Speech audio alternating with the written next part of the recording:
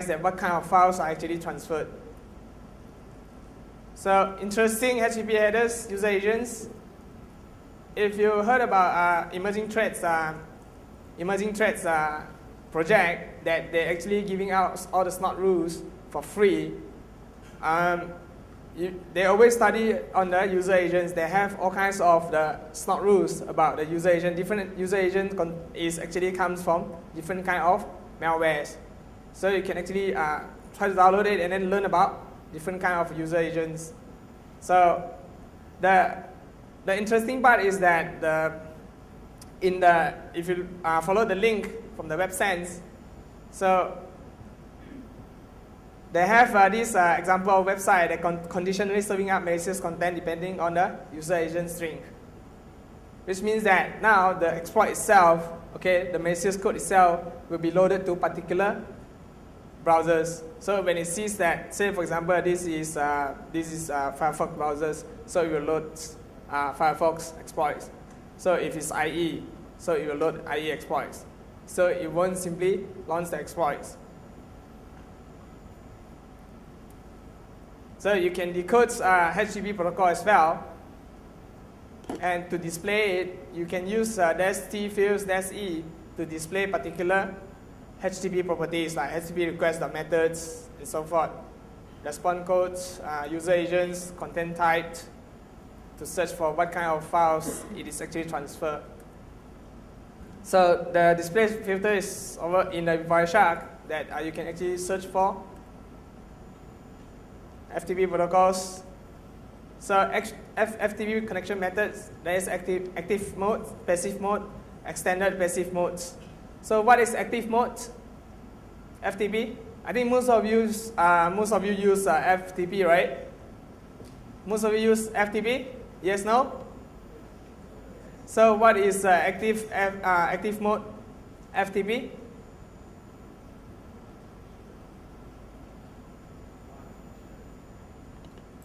Louder?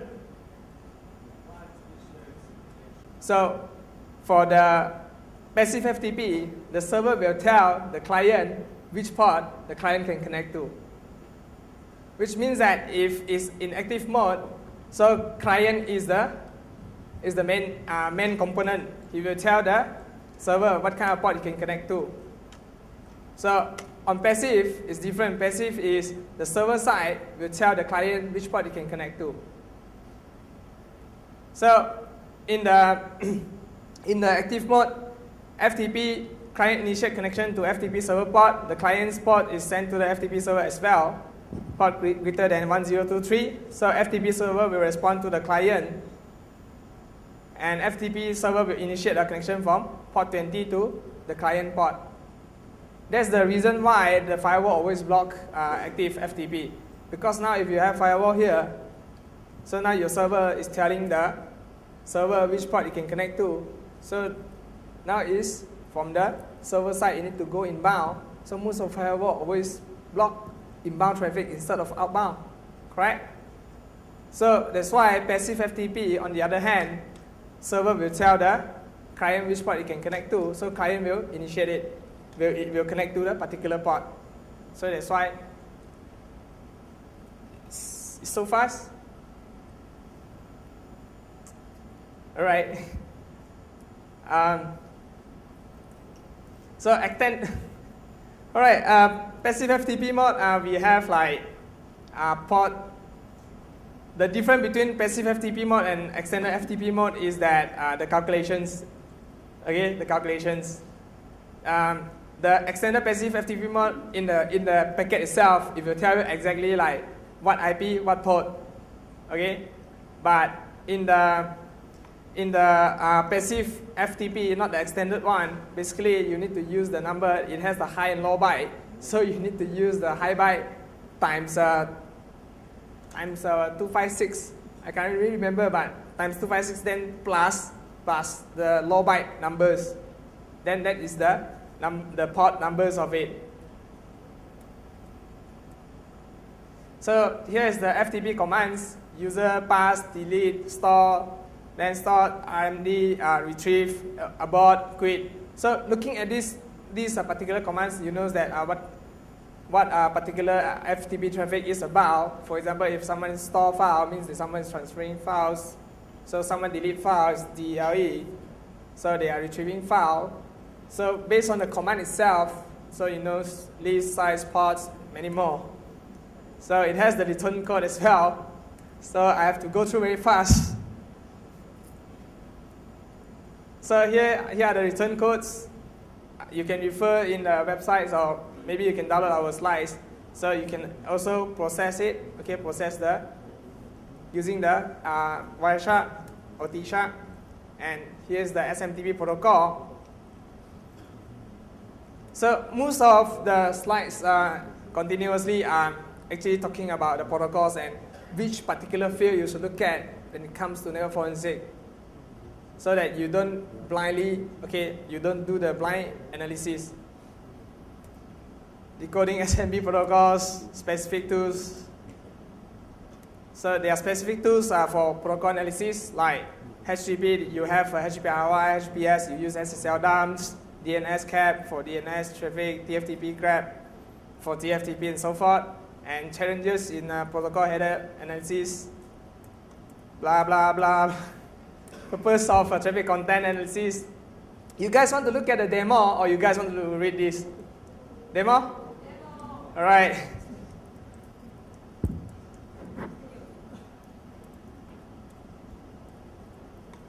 Yeah, you load the VM. So I'm going to show you, how many of you analyze packet data? You show the case. How many of you actually analyze packet data using Wireshark? So what we have for the training case one. Yeah. So what we actually have yesterday for our training was we provided 2 cases.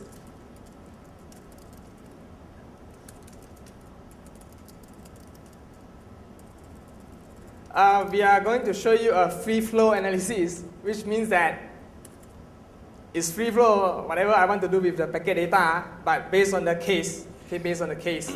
So it's a very quick one. Yeah, the case involved what you call this somebody leaking an insider leaking company proprietary sensitive company information, and the students were given a packet trace to work with and try to answer a few questions. So these are some of the questions that was asked, basically identifying the source, identifying the accomplice, who the insider talked to, and what file was transferred from the company, and what's the name of the file, and so on. So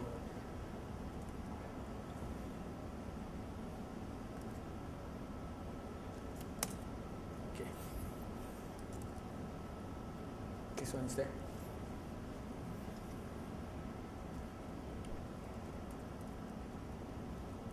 So based on the case, okay, based on the case, so you might see that we are looking for the insider who are actually sending the file. So you are given the packet data to analyze. So the packet data itself is case 1. I desired the pcat. Let's move it. I move it somewhere so that you guys can see it clearly.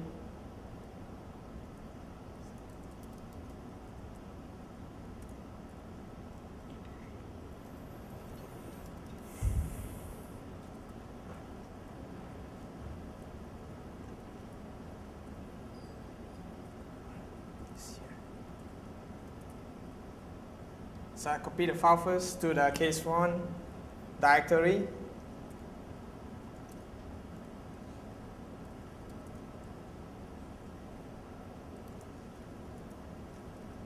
So I have this file, which is case 1-I desired the pcat. Everyone can see, right? So first of all, I'm going to verify it.